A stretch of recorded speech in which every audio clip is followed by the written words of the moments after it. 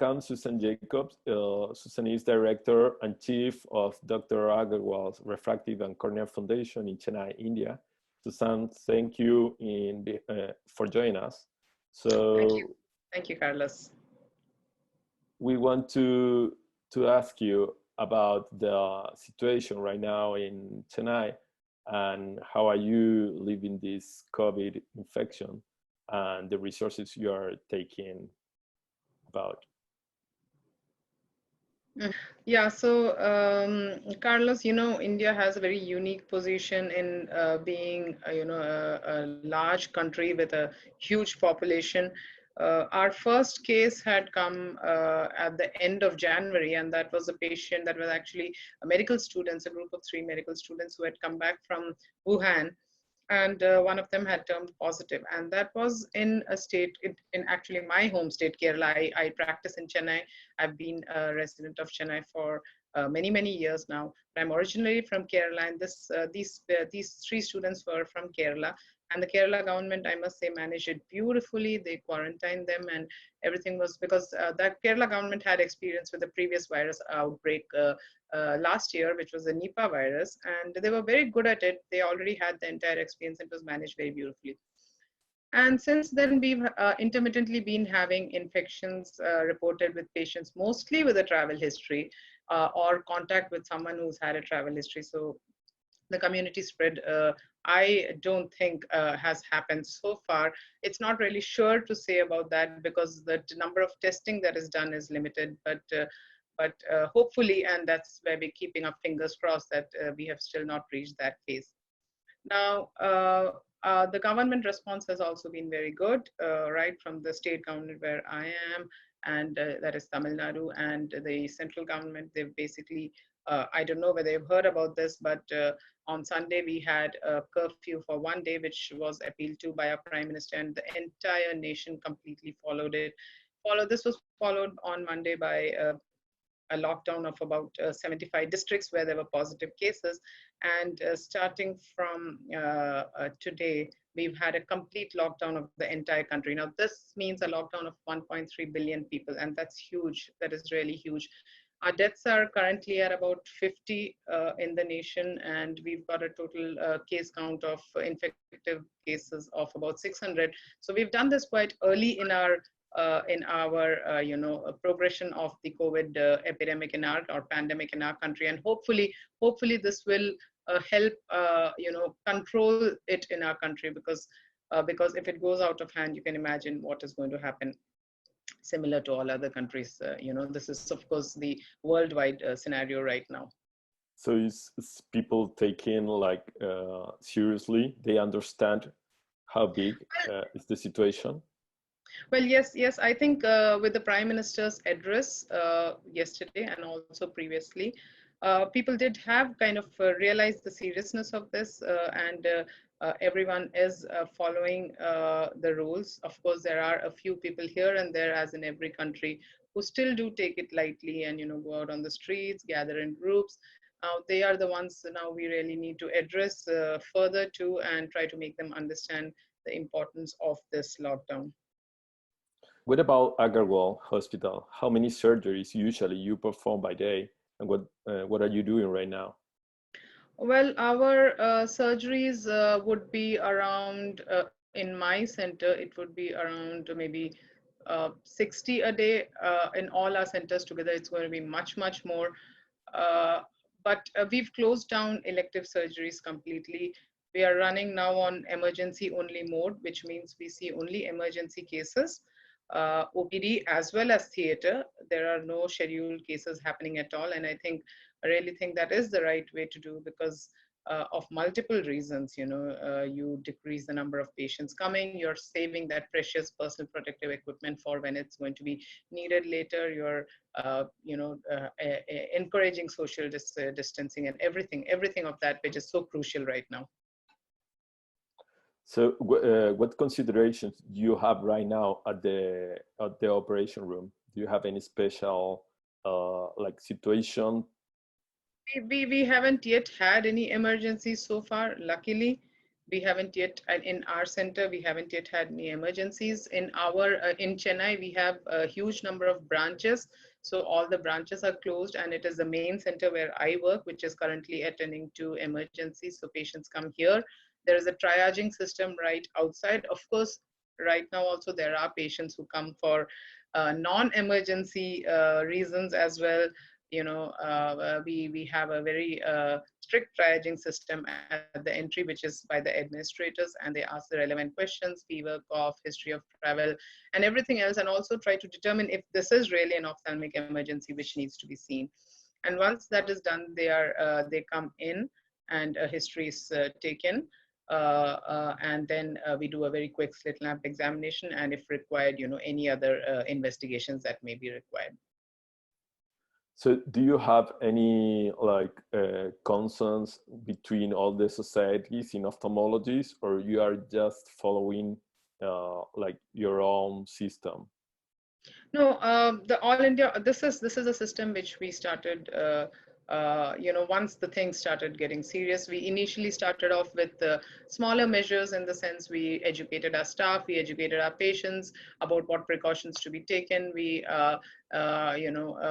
informed them about the possibility of it being transmitted through tears, a non-contact tonometry not to be done since it causes aerosolization.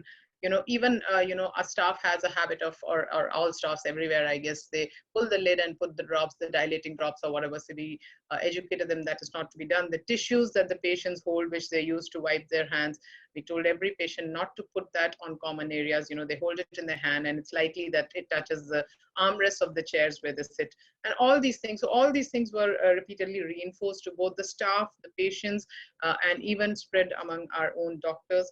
And we kind of settled down, decreased the attenders to just one patient, one attender, and all these things, all these other measures we had started off early. We also put that slit lamp barrier sheet, which I had also put up on a video. We started that sometime back. Dr. John Canlopoulos had shared the first video online on that.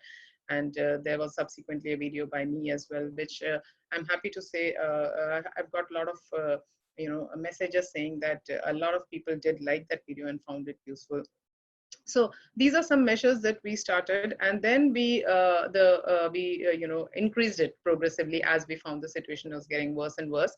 And finally, you asked about our society. The All India Ophthalmic Society has also issued guidelines where it is kind of similar, cut down on your elective OPTs. In fact, it's now stop all elective OPTs, stop all elective surgeries, only emergencies to be attended. Before that itself, all CMEs and all meetings were cancelled. Everything went, if organizers wanted to do it, it was supposed to be done only as an online meeting. And the questions to be asked for the patients about the triaging system, all these guidelines have again been sent out by the All India Ophthalmic Society as well. And we have a huge membership.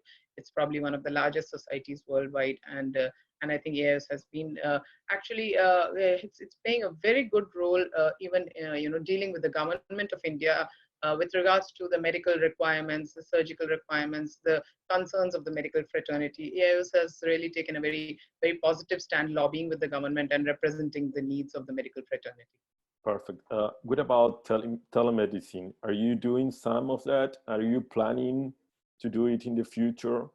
Telemedicine is generally not allowed in India due to legal reasons, and there have been a couple of cases where the doctors were actually prosecuted for it. But now in this current scenario, everything changes. This I think COVID has been a complete game changer in every country.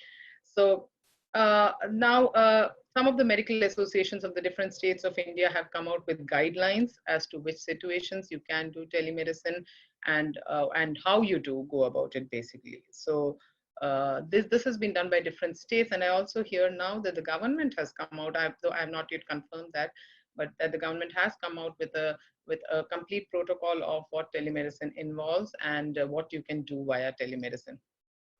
Do you know, or can you recommend any application you have been using before for telemedicine, or you're just waiting like all of us? There was, of course, always some amount of informal communication with patients on WhatsApp or on calls, but we never restricted it to, we never went down to actually advising patients on WhatsApp. It would mostly be, how are you feeling? Is there redness? Is it, a matter of concern? Please come down to the hospital, we'll examine you. This was mostly it.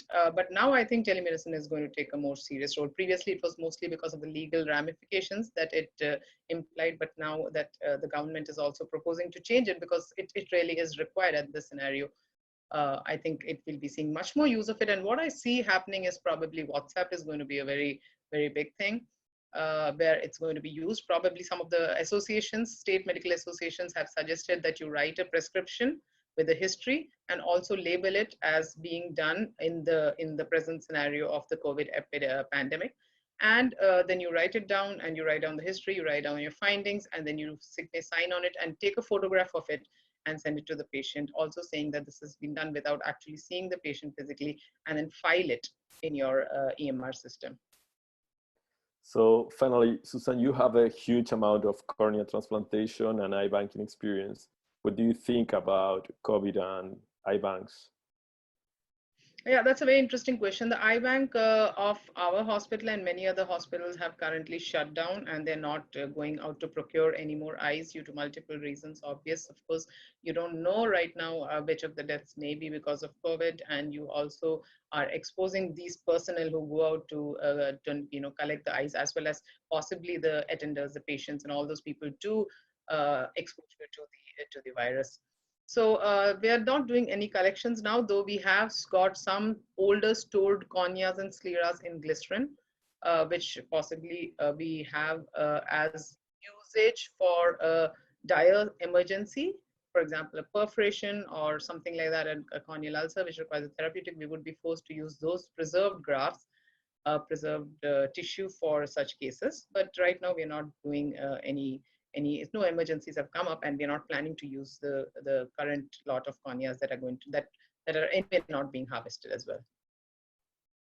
Do you think in the future we'll have to change our guidelines in procurement of corneas? That is a very good question, because I think probably we need further scientific research as to whether this virus is also present in the cornea. I'm not aware that this has been done as yet. We would need to actually harvest corneas from positive patients and see if if it is positive for PCR or whatever, if the organism is actually present there. And if it does, I guess it might possibly change how we do corneal eye banking. So do you have a final message to our community? Well, I think it's basically what is very obvious to us. Life is going to change after this, and I'm sure none of us would have thought this is going to be the case a month and a half back, that our lives are going to be turned upside down.